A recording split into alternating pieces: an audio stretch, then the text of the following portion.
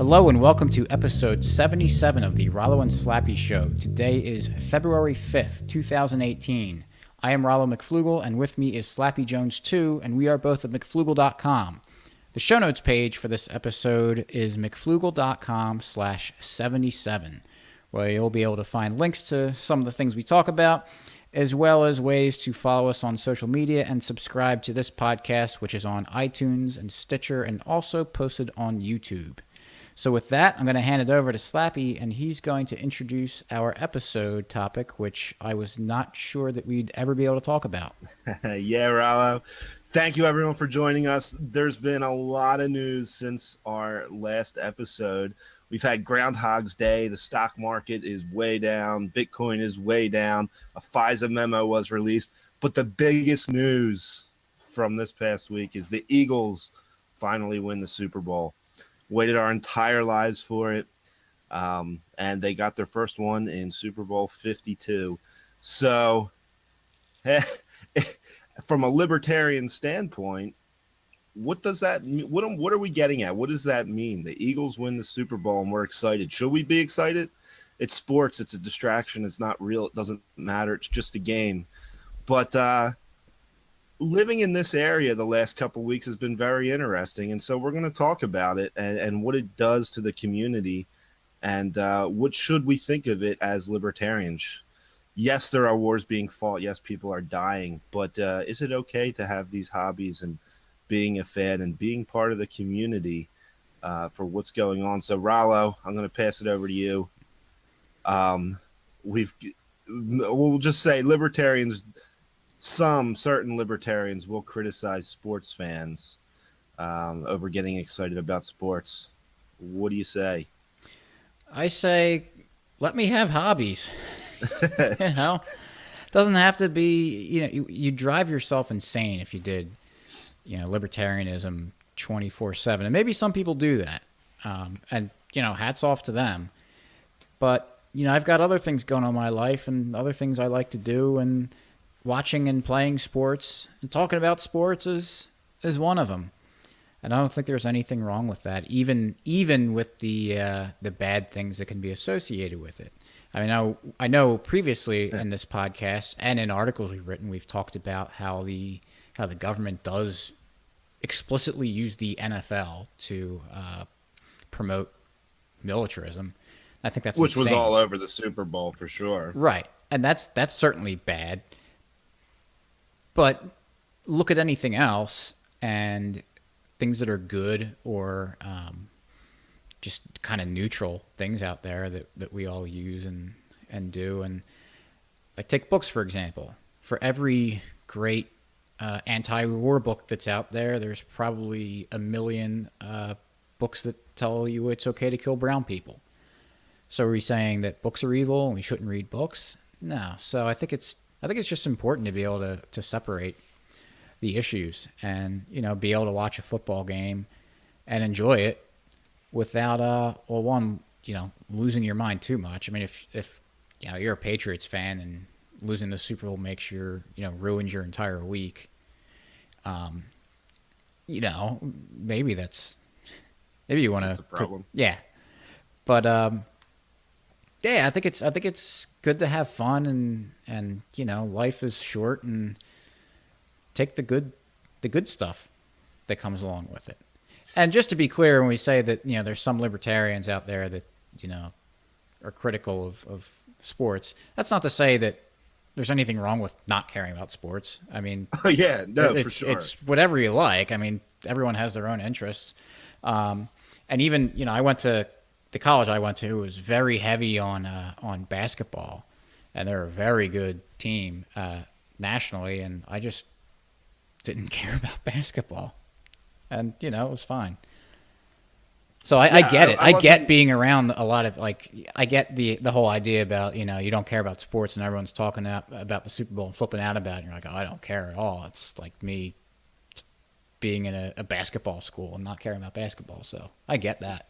I don't watch Game of Thrones, and people talk about that all the time. I have no idea what they're talking about. Whatever. And if you're just not in the sports, you're not in the sports. It just does. I'll be honest. It annoys me when it's kind of like a Why are you watching sports when there's real things going on in the world? As if we have any control over it. Right. What's it? Brian Kaplan wrote that book, the Myth of the Rational Voter. I think it's called, Hmm. which I read a couple years ago.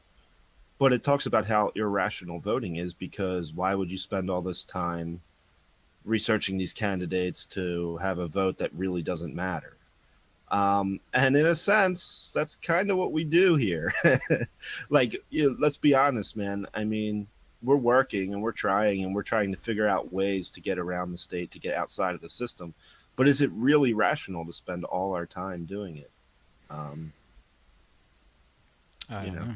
there's a question. I enjoy it. Right. I'm passionate about it. I want to work toward that. So, it's not irrational to me, but I can certainly see why other people would say I'm crazy.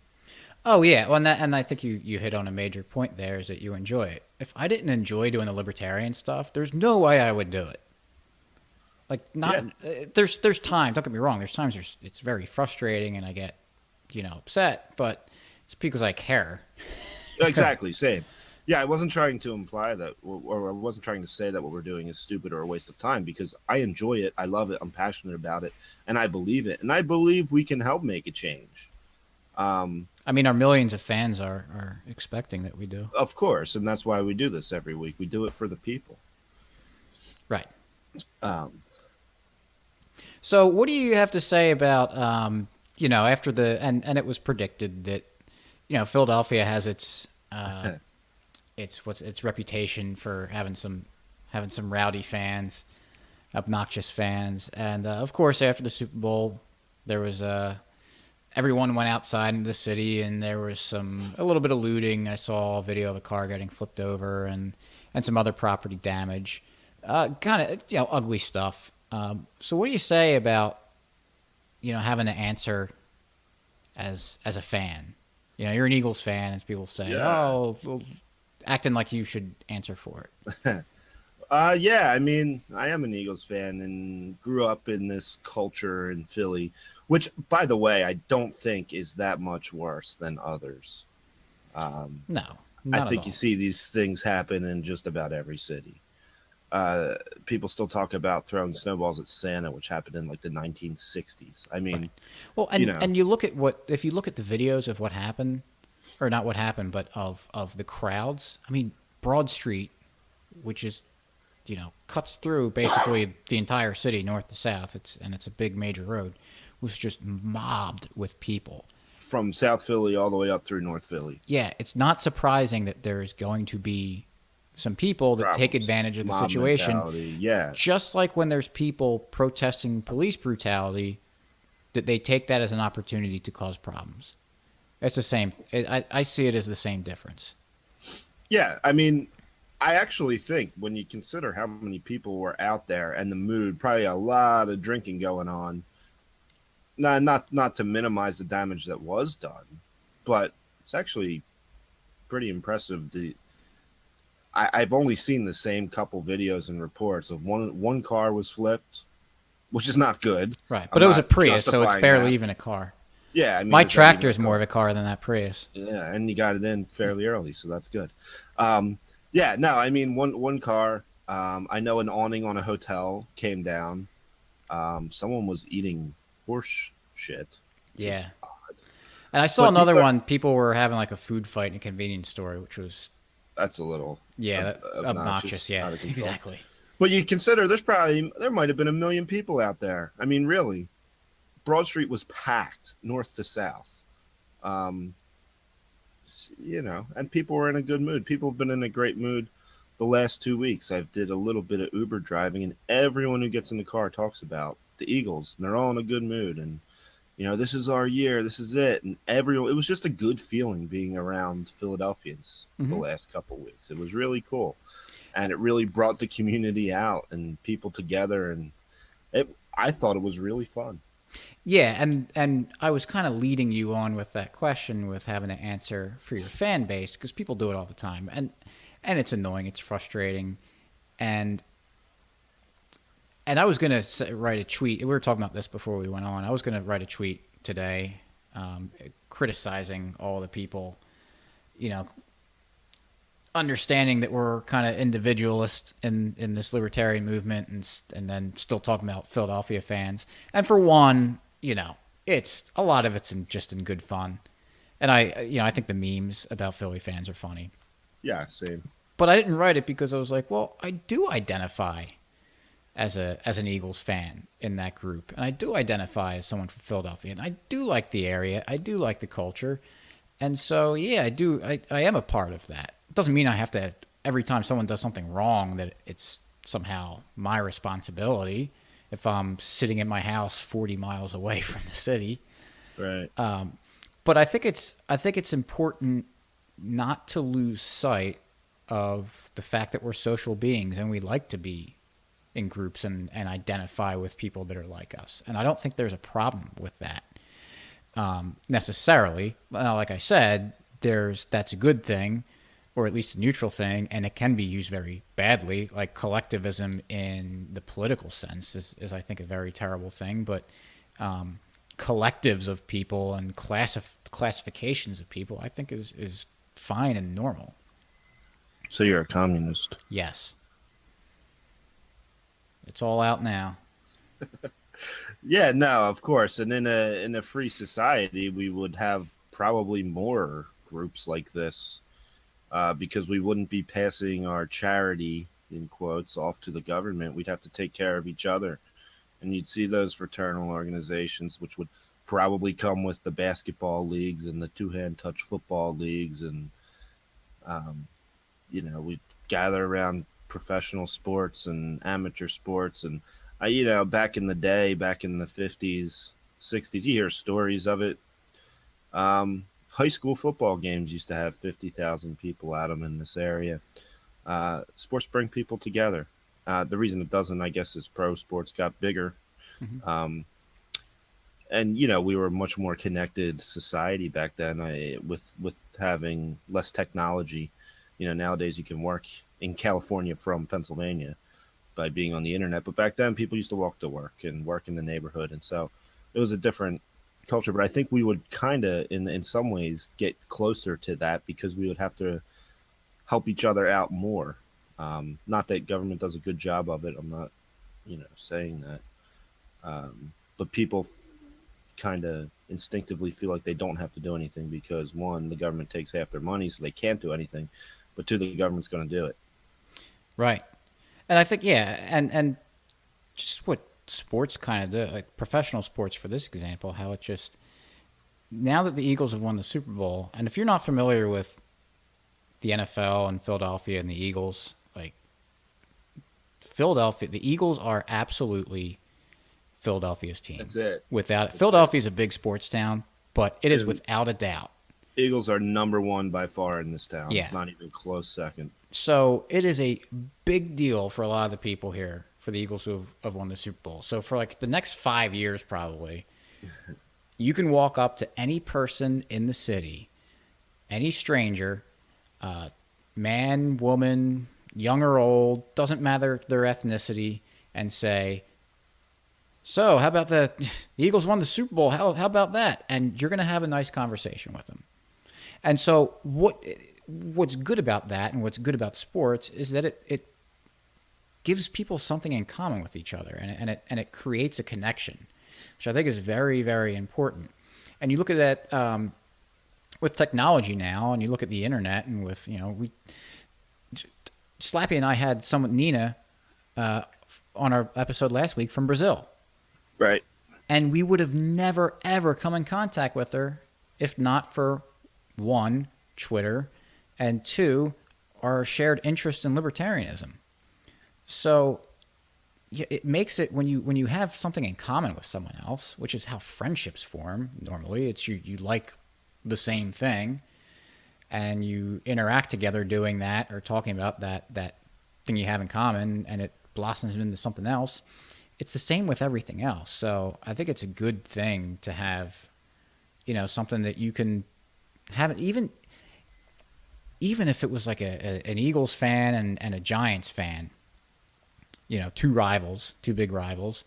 And if you put them in another country, and you see someone in an Eagles jersey and you're a Giants fan, you're going to walk over to them and be like, oh, wow, you're from the U.S. Oh, you like football? Oh, yeah, you see you're a Giants fan. I'm an Eagles fan. And you'll probably have a nice conversation.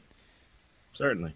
So it's little things like that that I think we shouldn't take for granted and just appreciate that it creates a social Yeah, it's so much strings of good. And society together. you just think of how, and everyone talks about how polarizing politics are, especially now with Donald Trump and everything he says is bad, and you have Democrats hate Republicans and Republicans hate Democrats.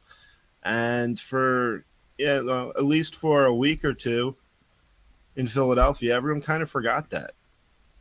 You know, you had people of all different religions and races coming out on Broad Street after the game and hanging out and high fiving and hugging and cheering and And having a great time. And no one cares who would have knelt for the national anthem too. exactly, nobody asked opinions on what you think of kneeling for the national anthem. They all just came out to celebrate together. And so if we could just get that little government piece out of the way, maybe we'd all get along a lot better. If I can change and you can change, then maybe we can all change. Amen. A little red meat for Philadelphia Philadelphia people again. But no, I think it's yeah, I think sports are a great thing. Even playing sports too. We both grew up playing sports. I guess you slightly a little bit more seriously than I. But it teaches you a lot of things. I mean, I learned a lot of leadership from playing sports in the little bit I did, and hard work. And I mean, I played baseball and ended up playing in the men's league. And for a while, I wasn't good, and so I didn't get to play. And so, you know, not that I necessarily needed this to understand this concept, but it helped reinforce it that you work hard and you get better. And that's how you earn stuff. That's how I earned playing time, was that I worked hard and made sure I deserved it. No one was going to, you know, play me because they felt sorry for me. We were all trying to win. And so I think it's a very good lesson to teach people. Yeah, and I think most people have played sports at some point in their life, I think. Even if it was just T-ball or Little League. But that's what I think is so cool about playing sports is I did play at a high level. But if I talk to someone who stopped playing football at, you know, in 7th grade, they still remember those plays. They still remember that feeling of when you have the football in your hand and there's a guy running at you and you know, you got to lower your shoulder and run right at him. And it's that anxiety and that adrenaline. And they remember that even though they were playing at, you know, how old's a 7th grader? You know, 13 or 12. Yeah. I don't know how old they are. You know, not moving fast, not strong, but you still have that same feeling and you remember that and it stays with you forever. People always remember playing Little League and facing a really good pitcher and getting hit by a pitch and what it felt like and when the ball was coming. You can still remember all that. And they're really cool memories and they're life lessons that you get out of sports. And yeah, I just think sports are great for that reason, for bringing people together. Yeah, absolutely. So, one of actually the real reason we're, you know, normally Monday mornings or Sunday nights or sometime around, we text each other, oh, what do you want to talk about for this episode? And so we did that this morning and I suggested this topic. And the real reason is because I haven't thought about anything related to libertarianism in the last 24 plus hours. So yeah, it was pretty crazy. It basically had to be about the Eagles some way. Unless they lost, then it would have been, you know, let's get really in the weeds about libertarianism. Yeah, let's talk about why it's bad that a team is called the Patriots. Yeah. No, but it was an awesome football game too. Yeah. I mean, I think even though I'm biased since I had a horse in the race, I think had to go down one of the better Super Bowls. One of the best. There's been some good ones, but that was certainly up there. Yep. Nick Foles too, man. Who would have thunk it? Certainly not me. Yeah. Well, that's another thing about, I mean, this story in particular, but, and I'm sure every city, see, I don't know what it's like. This is our first one, but I'm sure every city, even in Boston, when they win the Super Bowl, even though they win it every other year, I'll bet you it's the same feel in Philadelphia. Like people get together, they all want to watch it together. But just I think that kind of added to it around here is that the Eagles had so many injuries this year. Starting quarterback, future quarterback, everyone loved Carson Wentz. He Yeah. gets hurt.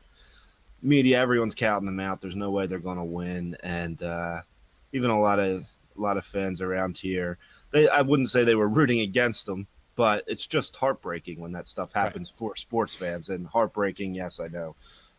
But as a sports fan, it's heartbreaking. You think you're having this great season, and now it's like, man, there goes our chance.